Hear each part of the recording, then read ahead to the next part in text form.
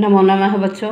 आज हम कक्षा द्वादशी संस्कृत केंद्रित भास्वती का सप्तम पाठ के समास उदाहरण करने जा रहे हैं।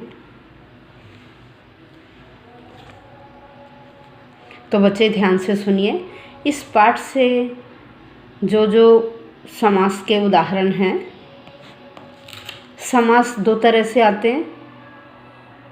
कहीं समास विग्रह दिया होता है, यह तो आपके सामने ऑप्शन टाइप में उत्तर दिए गए, लेकिन पेपर में इस स्टाइल में नहीं आता। वहाँ केवल वाक्य होगा और वाक्य में वह पद अंडरलाइन होगा जिसका आपको समास विग्रह या समस्त पद बनाना है। ठीक है, इसलिए ध्यान से सुनिए। सबसे पहला है तत् किमपि यथेच्छम पृच्छ। अब यथेच्छम में देखिए, समस्त जो पद है ना आपका, इसमें क्या है, सबसे पहले आपको अव्यय दिखाई दे रहा है यथा। यथा, ठीक है। अब यही भाव समास में क्या है कि अव्ययों के लिए, उपसर्गों के लिए, क्योंकि इस समास की पहचान क्या है कि समस्त पद में आपको या तो अव्यय दिखाई देगा या उपसर्ग दिखाई देगा, और उस उपसर्ग या अव्यय के स्थान पर एक विशेष शब्द का प्रयोग किया जाता है। जिस शब्द का प्रयोग किया जाता है विग्रह करते समय, वह पद उत्तर पद बन जाता है। क्या बन जाता है? उत्तर पद, बाद में आता है। ठीक है।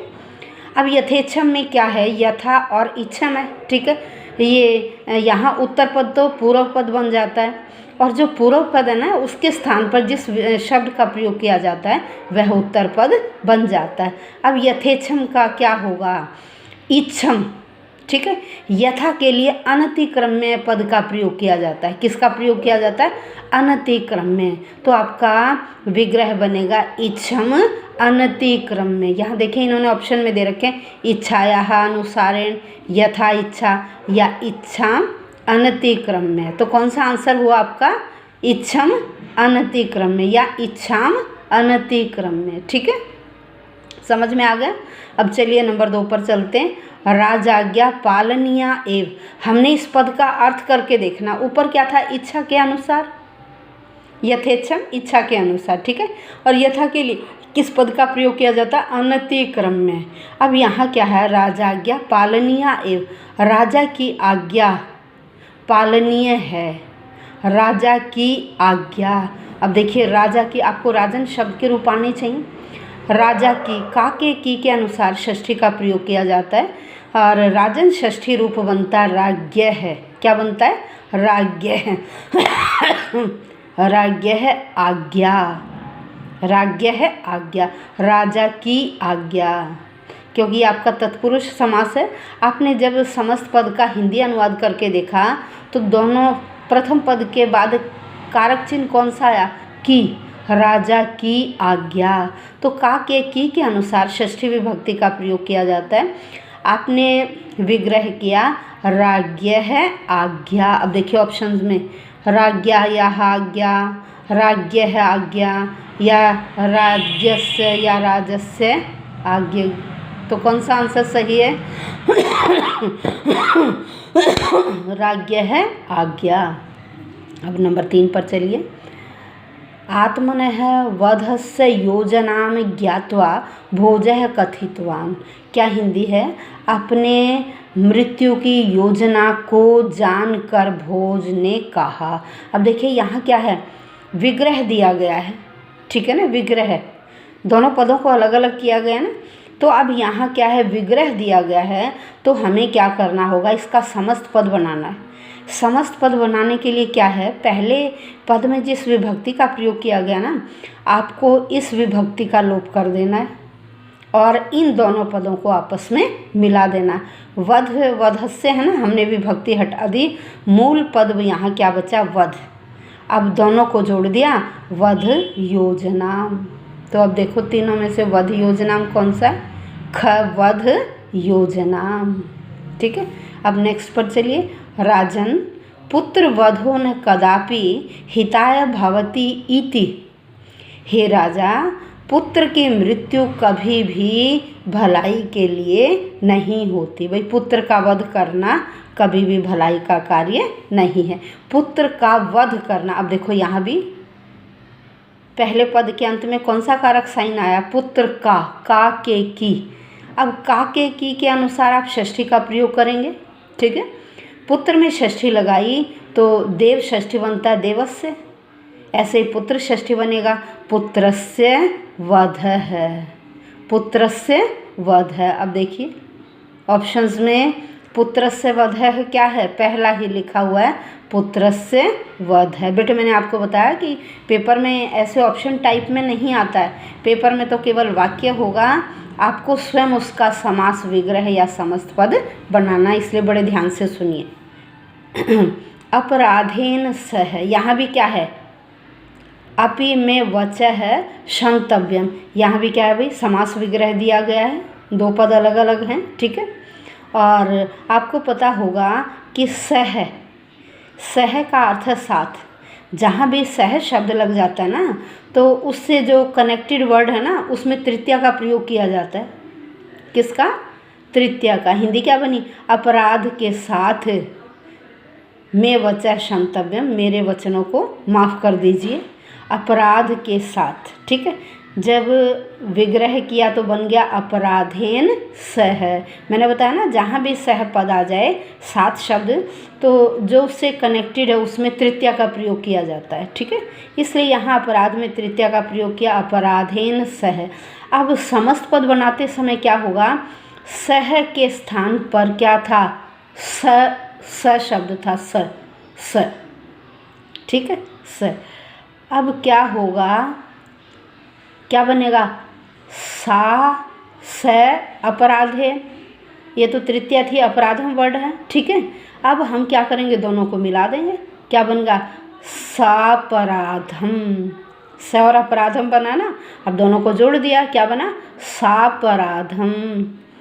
सापराधम आपका आंसर है, क्या आंसर है, सा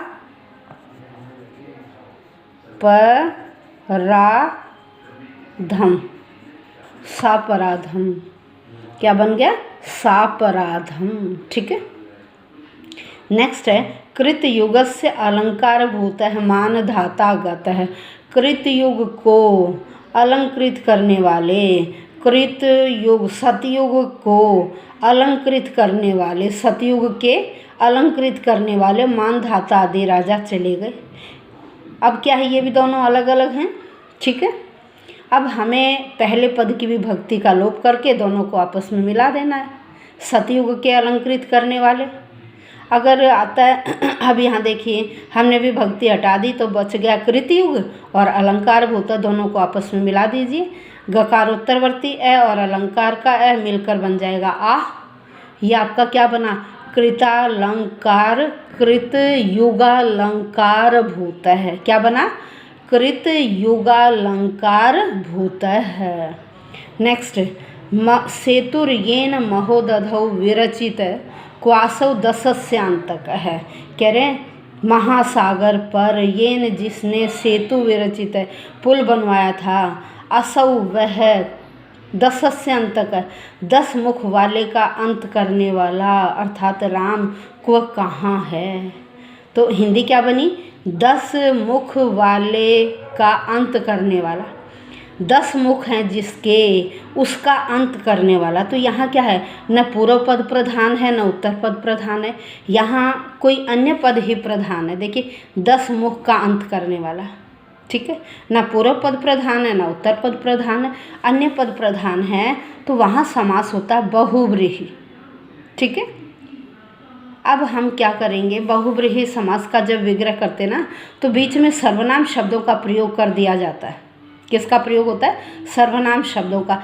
10 मुख हैं जिसके, ठीक है, उसका अंत करने वाला, 10 मुख हैं जिसके, उसका अंत करने वाला। तो विग्रह क्या बना, 10 आस्यानि यस्य, 10 मुख हैं जिसके, यस्य सर्वनाम शब्द का प्रयोग हो गया, जिसके काके की के अनुसार षष्ठी लगा दी, फिर उसका अंत करने वाला, उसका, तस्य और अंत करने वाला अंतक है। क्या बना? दश आस्यानि यस्य तस्य अंतक है। लास्ट है येन महान चासौ उदधि विरचित है। तो देखिए स्थूल अक्षरों में, मोटे अक्षरों में क्या लिखा गया? महान चासौ उदधि। समास विग्रह दिया गया है। अब हम क्या करेंगे? इसका समस्त शब्द बना देंगे। बीच में जो भी एक्स्ट्रा लगे हुए हैं सर्वनाम शब्द, अव्ययादि, उनको हटाकर जो मेन पद हैं उन दोनों को आपस में जोड़ देंगे। ठीक है। अब च असौ ये हमने बीच में से हटा दिया। अब मेन पद कौन कौन से थे? एक है आपका महान और दूसरा है उदधि। अब इन दोनों को जोड़ देंगे। क्या बना? महोदधि। क्या बना? महोदधि। आपका आंसर क्या हुआ? महोदधि। विग्रह में क्या बनेगा? महान च असौ उदधि। महान है जो वह सागर, महान है जो वह सागर। तो विग्रह क्या बना? महान च असौ उदधि। यहाँ क्या है? विशेषण और विशेष्य है। ये आपका कर्मधारय समास। कौन सा समास है? कर्मधारय समास। महान च असौ उदधि, महान है जो सागर। जब हमने इसका समस्त शब्द बनाया तो बीच में जो भी एक्स्ट्रा पदों का प्रयोग किया गया था उनको हटा दिया गया, दोनों मूल पदों को आपस में जोड़ दिया तो आपका बन गया महोदधि। धन्यवाद बच्चों। प्रतिदिन आपको वीडियो भेजी जा रही है सिलेबस के अकॉर्डिंग, तो वीडियो से ज़्यादा फ़ायदा उठाइए। धन्यवाद बच्चों।